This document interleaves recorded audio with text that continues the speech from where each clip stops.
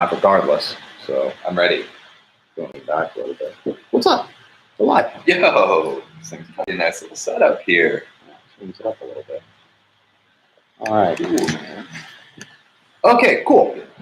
Well, we're here.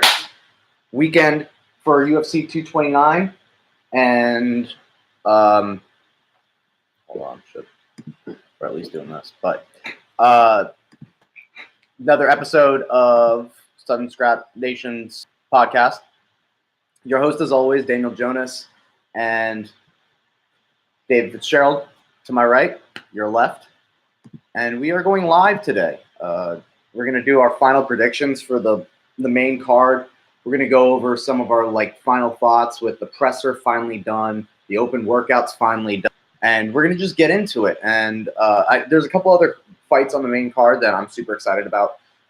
Dominic Reyes versus OSP. If you don't know who Dominic Reyes is, I'll be pulling shit up for you to see. He was on the Garbrandt Dillashaw 1 card, right? Or no, I'm sorry, GSP card. Yeah, he was, yeah. Anyway, so besides that, yeah, there's like I said, there's also a good co-main event. You got the return of Tony Ferguson, and Anthony Pettis is coming back off the win from Michael Chiesa, and just a bunch of other good stuff. So we can go ahead and get into it. What do you think of? I know you didn't watch the presser yesterday, but to give you a little rundown, Khabib said that he was going to be there at 3, showed up at 3, and Conor wasn't there. So Khabib left. He left even before Dana was there, and he had a bunch of spiel. He had things to say that were negative towards Dana, negative towards Conor, and then he got up after he said he only had 30 minutes and left, and then Conor was 30 minutes late, and he's not doing himself any favors with the whole, and then that weird shit with the language thing. Language. What the fuck are you talking about? Yeah. But he's trying to. I don't know if he's trying to pull some Ivan Drago type shit. You know, it's not working, man. I would even argue that Ivan Drago did a better job, because Ivan Drago and the whole Rocky thing, even Fedor does a really good job of this. If you don't speak English and you're this Russian killer, don't say a fucking word. Just don't talk, or have a translator. Unless you're finessing, like Loma with that little no mas thing, the little shit talking he does is pretty clever. Yeah, no, for sure. But I don't know. Khabib's not doing himself. He's already not he's a great fighter, but he's not cool. You know what I'm saying? You get a Diaz in there, it's 209 motherfucker, all this and that, more gangster thing. Conor's loudmouth, flashy, well dressed. Everybody kind of wants to be those guys. Khabib is just a machine, you know. It's just he doesn't have much appeal. I'm not buying personality. Personality. I'm not buying Khabib shit. He's not a character. So that's a fun thing. That was actually a fun fact. I didn't realize this, but listening to Brian Shaw's podcast, he talked about, and you're more the fashion person than I am, but when they did their first press conference, Conor wore that, I don't know, color, but it was nice, kind of a red suit and everything. Yeah. Khabib came in this long dark sleeve shirt, sweater. I didn't realize it was Montclair. So he understands. Is he really? Yeah. I don't know, man. I also kind of can't figure him out because, he's with some pretty outspoken dudes, right? AKA DC's not that outspoken, but he's definitely a personality. You can shit talk with the best of them. He's a personality. You're listening to DC when he talks. Rock holds an arrogant fuck, kind of pretty boy style, Probably where he gets the style. Probably. Do you think it's more of Khabib? Not that Khabib isn't a good shit talker, because he did come up with the McNugget thing, or no, the chicken thing, and he came up with the whole smash and all this, and he has key terms and stuff. Or is it just that Conor is the best? You know, As far as talking shit. yeah. So it's like it would be like when Conor went to the ring with Floyd. Like, yeah, Conor can box. Yes, Khabib can talk a little bit of shit.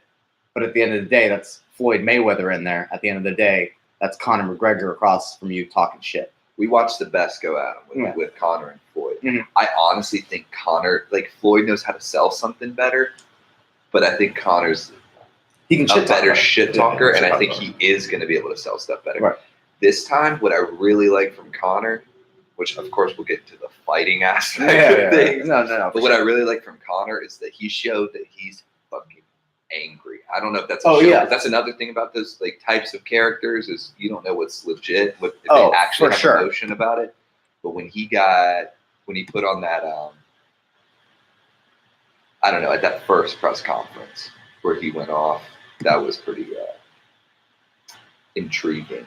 Yeah, no. Yeah, I mean, he said his stuff.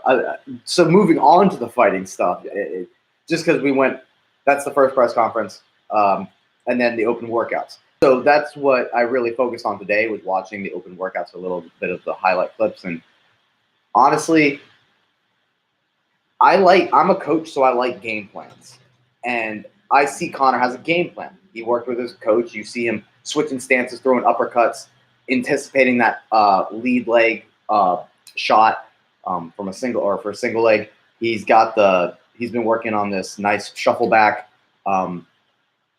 uppercut or jumping knee. Like, he's game planning for what Khabib is gonna do. Yeah. And then when you watch Khabib's open workout, it's same old, same old.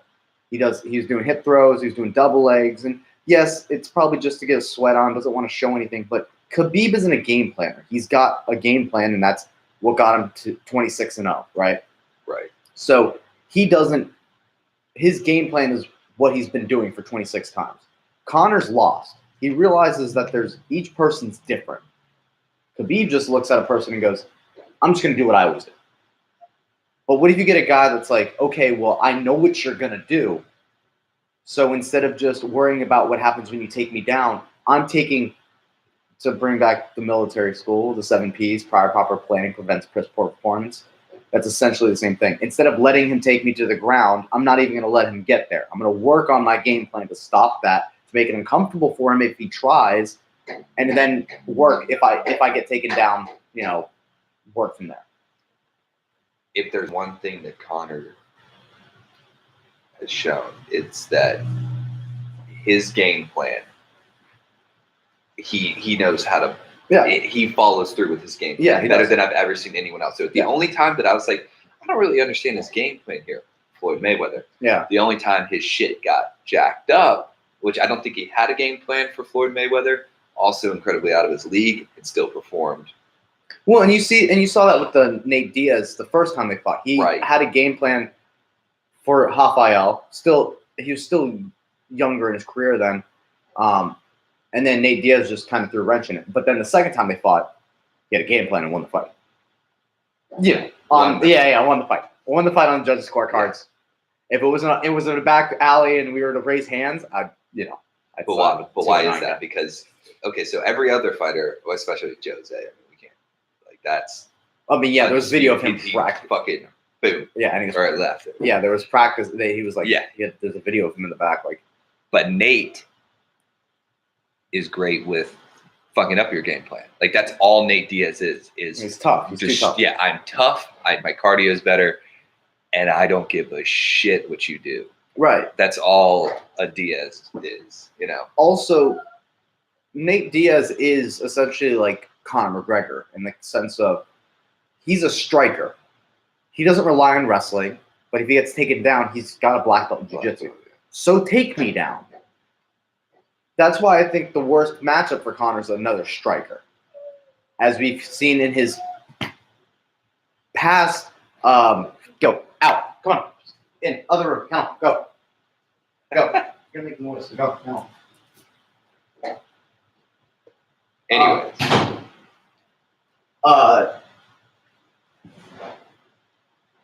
In his last fights, you see Conor in the striking aspect. If he gets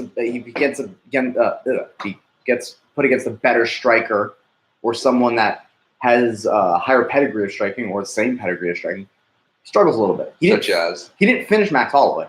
Right. I know he had an ACL tear, but it's like competitively they're kind of the same length. They kind of throw the same things. So that's why it's more of a striking battle. He and Floyd, more of a striking battle. Floyd came out on top, but it's that he's got that left hand, so it requires a lot of power. And the more he relies on Floyd didn't work Conor. No, but he let him work himself out. Yeah. He and just same thing never with Nate. dealt with that many rounds. Yeah. It's just and then same thing with Nate. But you see that all these guys that rely on striking and don't rely on the wrestling. People's misconception is, oh, how is Conor going to deal with this wrestler? The way he's dealt with every wrestler, Chad, Eddie. Who else was the wrestler that? It's like, well, Jose was a good example. Yeah. Well, he got into Jose's head, but Jose on paper should have beat Conor with his game plan being a very leg kick heavy guy. However, whenever you put a wrestler against Conor, typically what happens. He stops the takedown, or he gets taken down, stands right back up. I think there's a couple things that he does on the ground as well that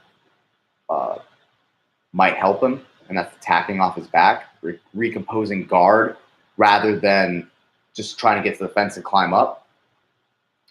But if you can attack just like he did with Chad Mendes and can get up and then start talking shit in Khabib's face, it's a little bit discouraging.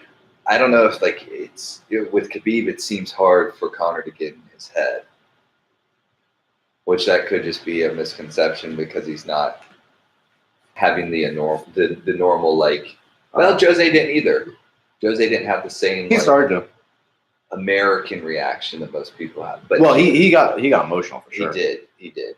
Yeah, he got angry. Yeah, he got angry, which I don't see Khabib getting angry. Dustin Poirier was the best example of a guy that got super angry. Diego Brandao guy that got super angry. Yeah. So, and honestly, to be fair, I think Eddie Alvarez is a tougher matchup than Khabib. In the sense of he's a guy that's got power in both hands and is also a wrestler. And that guy froze in front of Conor. That guy was like, I should have circled right the whole entire time, but I ended up circling left into it. It's just like in that moment, a guy that went to war with a bunch of different guys, knocked out Rafael dos Anjos. Like, you're talking about a Hall of Famer to the point where he's well-rounded everywhere. Yeah, I get, Conor's really good and exposed that. But at the same time, that guy's game plan fell apart. And if Khabib doesn't even have a game plan, how is he going to deal with like the whole crowd, the people, the moment? It's going to be a lot. And does he just – because, by the way, if anyone has any question at this point, I'm pretty much siding with Conor at this point because there's nothing that Khabib has shown me in these past couple days. Especially with Ally Quinta. Yeah. That's the biggest one where I was like, okay, like Khabib's this fucking murderous, whatever. And then I saw him go out there and I really didn't see a lot. And then Ally Quinta's great. Yeah, no. But not a Conor. Not a Conor. Also, Ally Quinta's leg, he's like short, right? So it's going to be real hard for Khabib to get in and get those takedowns on him. So, yeah, I mean, at that same time, yeah. And then he exposed kind of like the stand-up of Khabib in that case. But to be fair, you look at the people that Khabib beat, and I was talking to someone about this just recently. Conor is like Floyd in the sense that his resume ages like wine. You look at the people he beat, Max Holloway, Dustin Poirier. Right. And now they're the top, right? Just like Canelo, just like... Yeah. For sure. Whoever. Maidana, that was a good example. Cotto, for sure. But yeah, you look at everyone that Conor's beat, and then they're on the come up, or they had a bunch of cool fights recently. And then he is exactly like Mayweather. Because look at this, what's he talking about next? Silva. Yeah. Okay, just like Mayweather would call up legends past their prime. They slowed down a little bit. Let's bring Oscar De La Hoya in. Let's bring who was it? Sugar Ray or and which they fucking banged it out. But Right. Or you mean Mosley? Mosley, Shane Shane Mosley, yeah. Shane Mosley. Yeah. They went to war. But yeah, that's exactly it. That it's a guy that he takes into consideration that these guys are, and look who's pretty much headlining 230. Nate Diaz, Dustin Poirier, two guys he beat, and everyone's super fucking pumped about that fight. It's just one of those things where, and then you look at Khabib's record, right? Edson Barbosa, very good. You look at in the past, Michael Johnson win, and the most recent Al Iaquinta. The two, Al Iaquinta and Edson Barbosa, decision wins. I don't really take much from the Edson Barbosa fight because Edson Barbosa's striking style is completely different than Conor's. Conor has a wide base, he comes forward and is a counterpuncher. Edson Barbosa is a kicker, has very close stance, and if you counter it, best way to, for any of those out there that want to know 10 tips and tricks to how to beat a very aggressive Muay Thai fighter, walk forward. Make them back down. It takes a lot more energy to throw a kick going backwards than it does to go forwards. They're already back heavy. Yeah. And they have to plant, stop, throw the kick, plant, stop, throw the kick, plant, stop, throw the kick. And they have no power if they're going backwards. Hands are weak. Hands are weak. They also don't have the reps going backwards, throwing hard punches. So they can throw a kick, but you're going to be like, ain't shit. So when you look at these guys that he's beaten, Conor made the really good point. That belt that you had over there, you won by taking from a real estate agent in a 5-round decision. I won this belt by starching the number 2 guy in a dominant 2-round fight, or 5-round, beat him in the 2nd round. It's like, yeah, he's got a point. And recently I've been super into finishing ability. Like, finishing ability is super underrated. Calculated finishing ability. That's one thing that's come out recent, like with as the sport progresses. Because I fell off for a while. I stopped watching. Like, I was done probably after the old days of GSP, BJ Penrain, or whatever.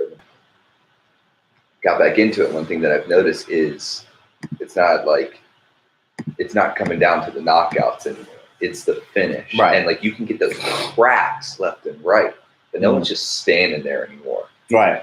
But so, like, you don't have a Houston Alexander in there being a bitch, but they'll get those cracks and then stop and like, whoa! But who were you talking about the other day? Whitaker. Oh yeah, because you don't know which one cracked him. That's exactly like a perfect example of the. For those that don't know, what he was just saying is, when you watch Robert Whitaker fight, he comes from this karate background, so it's the in and out style. The in and out style is very good. You see it with the Conor McGregor. But when you go in and out, it generates a lot of force and a lot of power. So when Robert Whitaker throws punches, regardless if it's a straight left, straight right, sometimes he'll knock an opponent down, and he doesn't realize it because one shot may have landed, but then for some reason the next shot puts him down because of his style. I wish it was a style I could teach and not have like a bunch of criticisms for, but he does it so well that it's fucking awesome. But he's in and out, so he doesn't know which shot's going to land, but most of them have a lot of power because of the momentum going backward and forward with it. But so when you watch him knock someone down, he like, oh shit, he's like halfway going to the other side for lateral movement, has to cut back and finish the job. TJ versus Cody Garbrandt the 2nd time. TJ drops Cody and starts landing right hand for like at least 45 seconds to a minute, and then finally switching to that knee.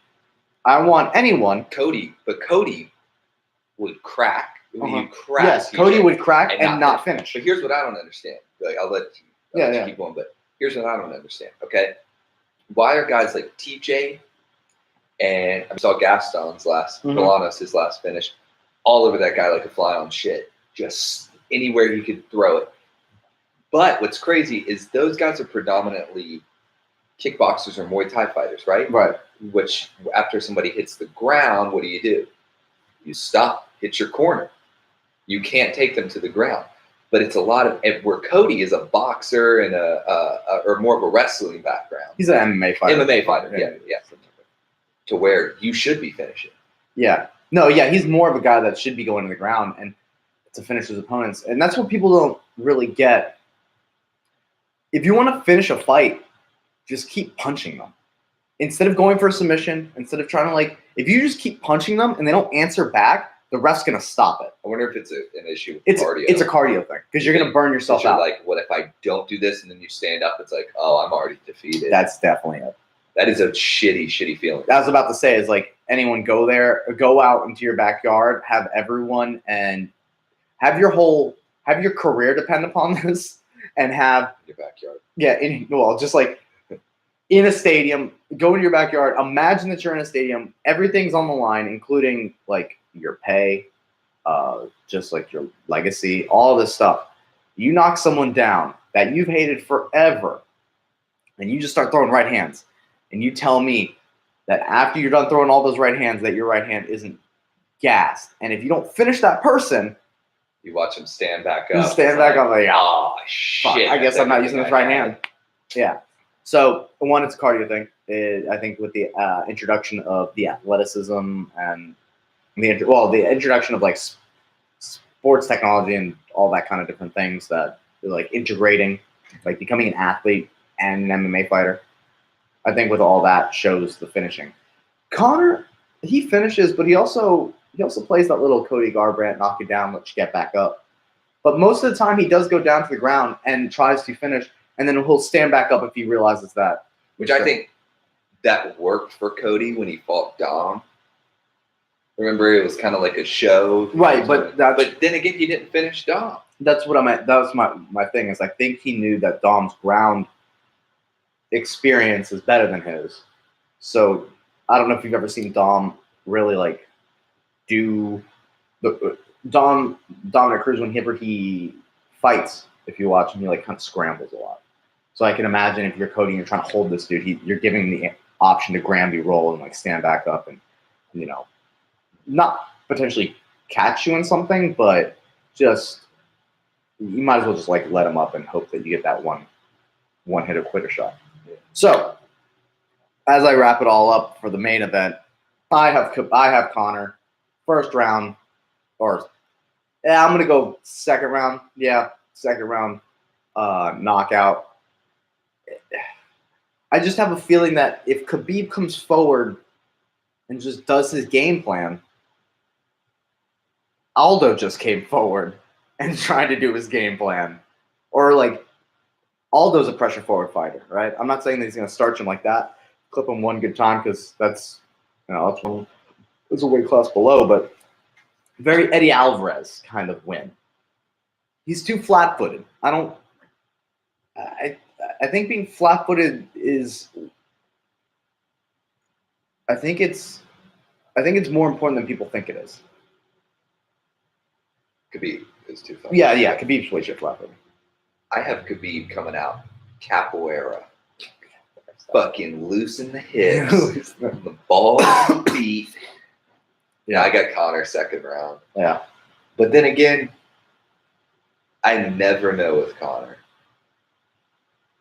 I never know. Well, you don't know with the sport of MMA. It's not boxing. The only one I knew with Conor was Floyd. I knew Floyd had it. I stopped betting against Conor after the Aldo fight. Because he sparked a dude in 13 seconds that was on a 20-something win streak.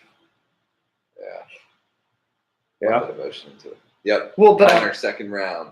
All right. So Conor second round knockout. We kind of agree on that. We have in the co-main event Tony Ferguson versus Anthony Pettis. I'm going with the Ferg. I think if Anthony struggled with Max Holloway, and I know this is the new Showtime that knocked down Michael Chiesa and choked him out. It's fucking cool. But it's also the same Anthony not too long ago that got body triangled into a submission by Dustin Poirier and then got TKO'd by Max Holloway. I think Tony Ferguson's pressure, and I think I don't give a fuck what you think about his knee, like he said in his super motivational speech. 5 months. They told him a year, and that he would never go back to fighting. It took him 5 months to recover that knee. I think he's super, super motivated to get back in there. You're talking about a dude, according to Eddie Bravo, quit drinking completely. Not that he drinks a lot. Like, we don't, for example, like a beer, right? Maybe he'll have a beer, every so often. That's kind of like, but no, he cut it out completely. I'm an alcoholic. He quit it completely, right? So you're talking about a guy that just has this new look on life. Anthony Pettis, it's a fight of redemption, honestly, for both these guys. They're both coming off wins, technically, but it's like a redemption of getting their face back to where, like, their promotion and where it needs to be. Arguably, next person that wins this is next in line. Tony, most likely before Anthony Pettis. But I mean, where it comes down to for me, and this is without being a super Tony fan, which I am, if Anthony Pettis struggled with the pressure of Rafael dos Anjos and lost his title to him that way, arguably when they were both in their prime, and then Tony did the same thing, but to Rafael dos Anjos for 5 rounds in high altitude. Where's the fight this weekend? Vegas. So I just think that pressure is, once again, Anthony Pettis is a very good fighter going forward. Tony Ferguson's not going to let you go forward. Oh, he's going to get tired. Ground game. Tony has better ground game. He's got better wrestling. If he needs to rely on wrestling, he can wrestle him. He's an NCAA All-American. I got Tony. That's fine. He's just a grittier fighter. Anthony Pettis, he doesn't embrace that suck like Tony does. Moving on to Ovince St. Preux versus Dominic Reyes. Dominic Reyes, one of those guys, 9-0, but he's an up-and-comer. Ovince St. Preux. Got Ovince St. Preux? Just after I'll never shit talk that guy again. Pretty sure he's coming off a win though, so it's not a bad pick. I'll never. Yeah, he just submitted Tyson Pedro. Yeah. I'm going with Dominic Reyes. I think he's one of those. I think he's a guy that, I don't know. You know what? I'm going to go Dominic Reyes. I don't think it's a knockout. I think it's a decision. And the reason being is Ovin's going to use his veteran experience to be crafty and not get finished. Because, like you're saying, the finishing game is one of those things in fighting now. But I think he hits Ovin with some big shots. And I think the judges score it for Dominic in the 3 rounds. Ovince St. Preux, there's argue that 5-round or 3-round decision or whatever, or even a submission. He's coming off this, submission bender. But yeah, I'm gonna go with the younger guy. Moving on to the heavyweights, we got Derek Lewis versus Alexander Volkov. This is a tough one for me. Out of all the picks, I think this one's the toughest one for me. Volkov. You're going to go with Volkov? Yeah, I don't know. I really don't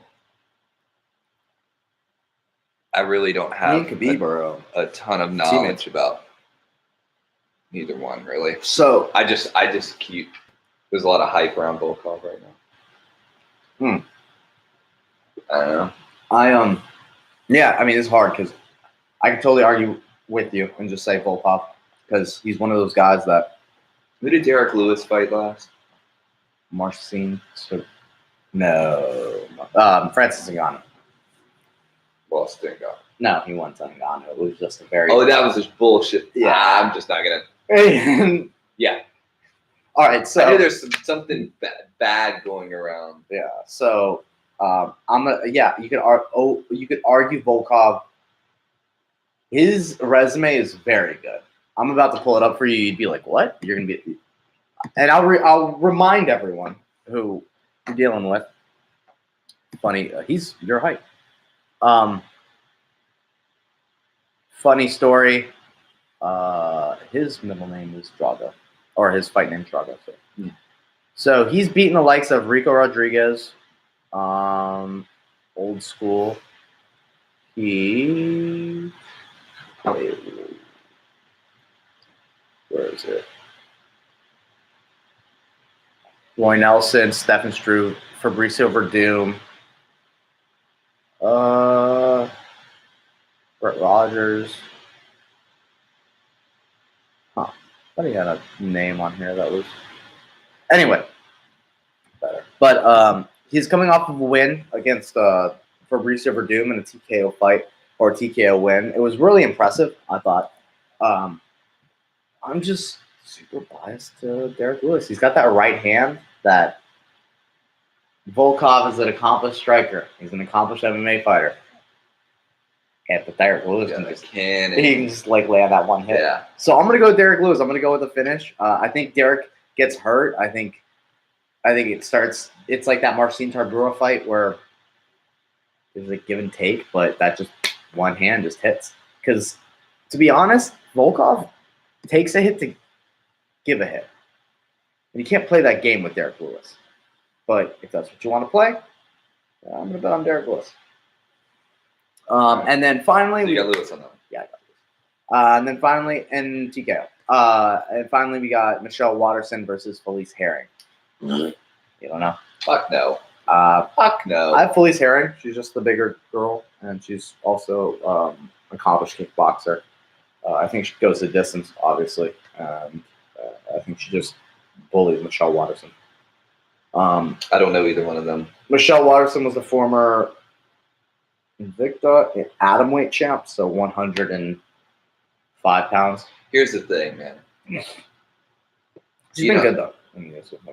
I can't get behind like low weight classes. I appreciate the art, but it's just like, which sucks because anything for me. The women's strawweight right now is fire. Yeah, it's so fire.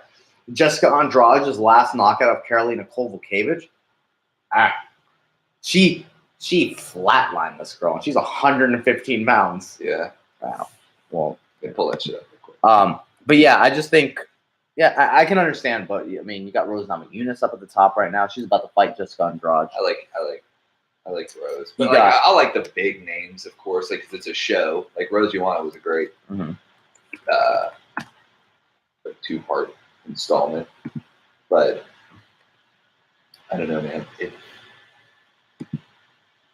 If like one of my punches can kill a human, like I just don't want to watch him fight. Really, I don't know. Yeah, sure. I mean, I know they got like incredible skill. Yeah, they are incredible. Humans. Well, that's what I mean. Is like you'd have to like touch them. Yeah. You think you think there's people that are hard to hit when you compete?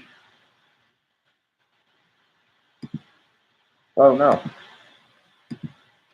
Guts, bro. Anyway, well, those are our predictions. Thanks for tuning in with us. For those that are wondering, you can listen to this podcast in full on iTunes, SoundCloud, Spotify, and Google Play. I like your new setup. Thanks, bro. It's only here for a little bit because I am. But you guys can hang yourself, right? Yeah. No, I'll be as everyone knows, I'll be leaving. So stay tuned for videos. I plan on doing a lot of vlogs and stuff. But yeah, you can catch us all on those platforms: Facebook, Instagram, Twitter. To catch us at Southern Scrap Nation. Merchandise is also available, so definitely check that out. New shit's dropping soon, right? Am I supposed to say that? Yeah, so we're doing a revamp of the gear, right? So you'll probably see me rocking it now. We actually have like a logo on the pocket, or not on the pocket, but it'll be on the shirt. It'll be actually a logo, and then the back will be the same. But we're changing it up a little bit. We're making it a little bit more professional. There you go. Professional, you know? Yeah, and then also I'll be rocking the shit too, so. But anyway, what do you have going on? Folks know at home. Not a whole lot, dude. Just happy to be back here. Cool. Yeah. Thanks for having me. Yeah, no Calm worries. tomorrow. Yeah, IBJ Jeff tomorrow for me. Maybe next weekend too. Maybe next weekend. With me. Maybe I'll do a point karate tournament with. It's a point Muay Thai fight here in Charlotte, where I train Muay Thai now. It should be fun. It should be good. Yeah, I might. Yeah, I'll talk to him on Monday. We'll see. Cool. I'm not trying to cut any more weight and try and get big. Maybe I'll do the whole Conor McGregor, Nate Diaz 170 thing. Just come in all like, there you go, man. Yeah, really put it on. Cheese grits. Yeah. That's all I got for you guys. Yeah. All right, so I hope you guys all enjoy UFC 229. Fights. Enjoy the fuck out of them. I know I will be, and I know he will be as well. Hopefully we can do a whole team thing tomorrow. And I will be back. Sunday. Possibly Sunday. I've got a team dinner, or no, team party during the day, but we'll see. If not, next week. But yeah, I'll try to do Sunday, I guess. If not, I'll do like some Instagram live video of my reaction. Whoa! You know, going crazy. All right. Thanks again, and enjoy the fights.